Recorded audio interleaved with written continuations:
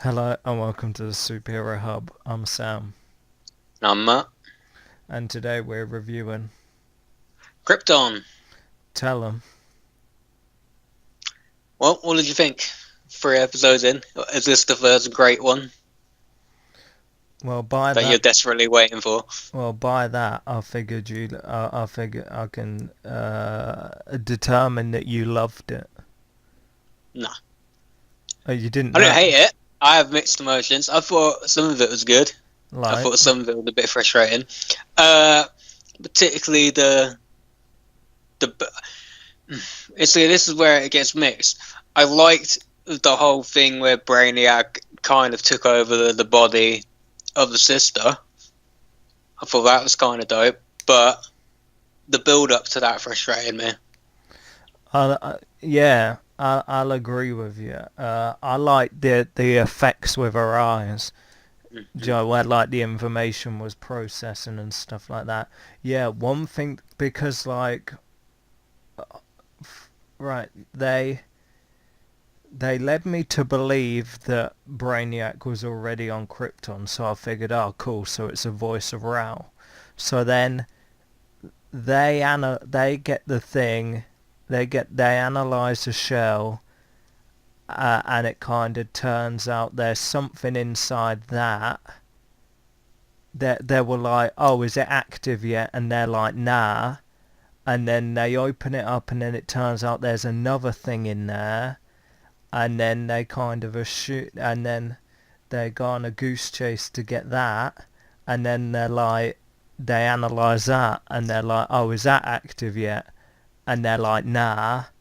And then it turns out like that it is, and she's obviously infected with it. And I was super confused because I was thinking, especially because they're like, oh yeah, when we activate it, it's going to pop out and infect someone, and then odds are they're going to die. So they're in the Fortress of Solitude, like hanging out, and they're like, okay, whack it open then. I'll be like, fuck that. I'll be like, do you know Adam Strange where he dips behind the guy and is like, you do realise I'm just a hologram.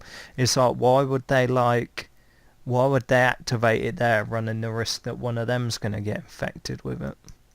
I don't know, and it all felt so rushed. And like you said, so many assumptions were made. Like the the whole thing about there's no way you can save her, you have to let her die, kind of thing. How do they know that? How do they know? I mean, obviously they were proven wrong, but it's like, why are they assuming that? They know nothing about it. Uh, Also, who's the sister? Like yeah. suddenly she shows up, and we're meant to care. And like he's doing his whole thing like, oh, I have to save her because she's my friend. It's like, if you're gonna do this with a character, why not do it to her brother, a guy we've at least met and established a relationship with? I think 'cause the little girl was such a good actress, and that you kind of feel bad for her. So But that's the little girl was his niece. What made the little girl his kid, or something? Or if he want to do it with the sister, at least introduce her like in the first episode. Establish some sort of rapport. It just seemed weird that he's going on this mad dash along Krypton for a character we don't know. it wouldn't have mattered what character kind of got infected. It would have had to go on a mad dash anyway because Brainiac. True, but it felt like what he was doing wasn't because of Brainiac specifically, but because he was desperate to save her. That was what he was telling Zod. Like, I have to save my friend. It's like there's no relationship established here. Again, in the end, I liked that scene. I thought that was cool and it was worth it. But I mean, the build up to it just was a bit clunky. Maybe though, this is the victim of how much world building they had to do in the first couple of episodes, and now they want to get straight into the plot, and so you got to kind of skip along some things. Well, there are 7 episodes left. In a way, I'm kind of pleased, even though it was a bit all over the place, because now it's like, okay, then, what's the deal with the voice of Raoul then? Because obviously he's up to something, and we don't know. We know he ain't working for Brainiac, I guess, at the moment. Yeah, So there's, is it possible? Is it possible he's See, I don't even know if this worked. I've literally just thought of this now. So, shoot it down if you want. I don't even know how it would. But it's like, is it possible that Jack's there? And this is part of the plan to do whatever they're doing? What, Black Zero? Yeah. I don't know if that'd make any sense. It probably wouldn't. He would essentially be running Krypton already, wouldn't he? Well, Yeah, that would make no sense. Well, they do drop a kind of hint that that they don't know what. Well, one interesting thing as well is that you see in pictures and stuff, like a couple screenshots in the first episode, is like you see Krypton, you see Rhom, and then like you see a moon and it's blown apart. So it's like, oh, as Jaxar already blew up the moon and then just like, as opposed to being sent to the Phantom Zone, like started doing terrorist things for Black Zero and stuff. Because I definitely know there's a moon that's been ripped apart. That was like a little Easter egg thing. So I'm like, oh, here's the person who does it in the comics, but I know it's a girl in this TV show. Oh, really? I did not know that. Yeah. So yeah. And or maybe I've not forgotten. I mean, we got a little peek at Brainiac as well when he says another line, and then that's all we're kind of seeing of him. Zod's having trouble, I guess. She's getting undermined a little bit. She's a bit like Jim Gordon. Yeah, oh yes. Yeah, she's Jim Gordon and stuff. Jim Gordon, yeah. See, so you gotta have a feeling like something's gotta happen. Like the Turner. I'm assuming here, but I would assume that Zod's mother wouldn't be some like peace-loving pacifist. Then again, maybe she is. I'm not sure how that worked though. I don't see a reason why she should have to turn, but like the guy kind of, no, or was it Seg was like, you killed a guy, and kind of put a guilt trip Seg on her. Yeah, Seg was like, giving her the guilt trip, like you murdered a man, because he didn't know about another thing as well. She's nice to look at, but like Nissa Vex or whatever, the blonde girl, she comes out with the goofiest lines. Like I was kind of like, I did a bit of a laugh. I can't remember what the line was, but she said something to him, and I was just like, oh. I can't remember what she said exactly either, but I do sit here watching it and thinking, like, how much of a dummy is Segel? It's like, because her dialogue and her tone of voice and all of her mannerisms say, I'm not a good person. I am manipulating you. And it's like, how can you not see that? It's so blatant. Well, the problem is, he's very busy. He's always got stuff going on, so he probably don't care. He's probably like, yeah, okay, because she sees him glaring at Zod, so obviously she's gonna try and work some angle there. And then you got her dad and is all of a sudden really prang at the voice of Rao. She's like, oh, you're going to have to go explain it to him. And they have a meeting early on as well, and then he downs like a drink, like he's pranging it all of a sudden. Yeah, I find it difficult to...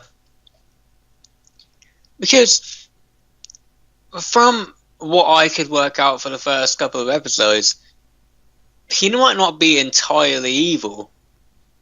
It did seem like he didn't actually want to kill Seg's granddad, was it? It seemed like he didn't want to do it.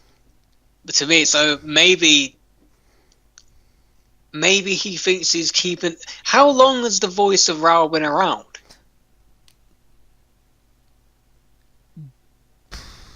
I don't know. See, that's what I'm still struggling to work out.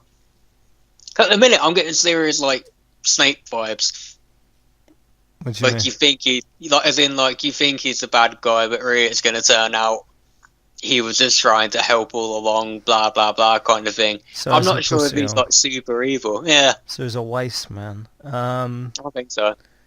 Yeah, he kind of seems a little like that. Adam Strange was kind of funny, and I'm interested with him because he goes to obviously the hologram and is like, oh, if you've got a minute, can you check this out as well? And he whips out his little Zeta beam thing and is like, oh, it's not working. So I guess he's kind of stuck on Krypton now because, yeah. Even He though briefly met Zod, but didn't find out her name. I wonder if he would speak up. Probably not, because that's what I'm saying. there wouldn't be Like, a how point. much of the future can he change? Yeah, there wouldn't really be a point. It would probably just be like, oh, and then Segel will probably be like, what? And he'll be like, nah, nothing. Because, like, what's the point in him telling Segel or Zod, oh, by the way, your son turns out to be, like, a big supervillain or whatever. And they'll be like, oh, okay then. Like, whatever. Like, there wouldn't really be a point in him telling. So I just find it interesting that he makes a point that his Zeta Beam thing ain't working. Because, I mean, it was a couple episodes ago. But then, like, if we don't see him using it, it's not like there's going to be public outcry. Like, oh, why ain't he using this? Why ain't he, like, disappearing or whatever? You know what I mean? So I think it's interesting they made a point of that thing not working. I presume it's just a plot device that they don't want to have him constantly popping in and out, so they just ground him there. Hmm. Any other points you want to discuss? I think that was basically. I'm still finding it difficult to get a read on Zod's whatever that guy is to her, betrothed, I guess. I find it difficult. Like, is he a bad guy? Is he not? I don't think he is. It's weird though that like last episode it was like, oh yeah, get your shit together, you can do it, accept your destiny and fulfill your full potential, and then this episode is kind of being a bit of a puss because the guy he pretty much G'd her up to kill was like someone he liked a lot. So I was just like, what's that about then? It's like, why are you mad? Would you rather she died? You know what I mean? I don't really get that. That is one thing as well. I would like the side characters to be, even if they're one-offs, to be developed a little bit more. He don't seem like he hasn't had much interaction with Seg, so I imagine him to go like I don't know, maybe a bit jealous and do something stupid, like him going Maybe. to her mother like, oh yeah, let's fuck over Segel, and then he'll just But he'll look like a dickhead and end up accidentally getting killed or something. probably. What I mean is, with the guy she killed last week, and with the woman that popped whatever they're called, the unranked, in this episode. She was kind of They're nice looking. Sure, but she was like evil. Like, flesh them out a little, work it out a little bit, because that dude and her were just like super villains. Like, there was nothing good to them whatsoever. And I get you got time restraints, but it feels a bit episodic that way. Here's this one dude, he's going to be like unrepentantly evil, and then you're going to kill him, and that's it. Hopefully, the woman from this episode will come back and they will develop that a little. But to what end? Who knows? To some end. I mean, all that's got to be to further the Zod plot. Ultimately, this is a question of like where does Zod go? I mean, that's the question. It's like, into Segel's arms. well, clearly not though. Okay. That's not going to happen, is it? Jarrell and Jarrell and Zod aren't brothers, are they? Maybe not in normal continuity. Oh God, please don't do it to me. I'll give this a 7 because stuff happened. You know what I mean? Like, it kicks off with the Brainiac stuff and there was a bit of action, I guess. but there wasn't too much action. No. I think the Like I say, standout character for me is probably Adam Strange. yeah, see, to me, I don't think there is a standout character besides Brainiac. I think that's part of my problem with the show in a minute. There's not a character that comes on that I get attached to and I'm glad to see. I think the only thing about Adam Strange is that he's literally a time traveller that showed up with Superman's cape, and that's kind of cool. Aside from that, there's nothing to him. No personality whatsoever. It is with a baseball cap. Yeah, I mean, we're only 3 episodes in, but at this point, there's no one I'm hooked on. Okay. Give it a number then. I'll give it a 6.5. Like I say, my favourite part of the episode was the kind of like sci-fi horror thing of the Brainiac take over the sister thing. I thought that was cool. It's just how we got there frustrated me. So 6.5. Okay. I'm Sam. I'm And we'll see you next time on the Superhero Hub.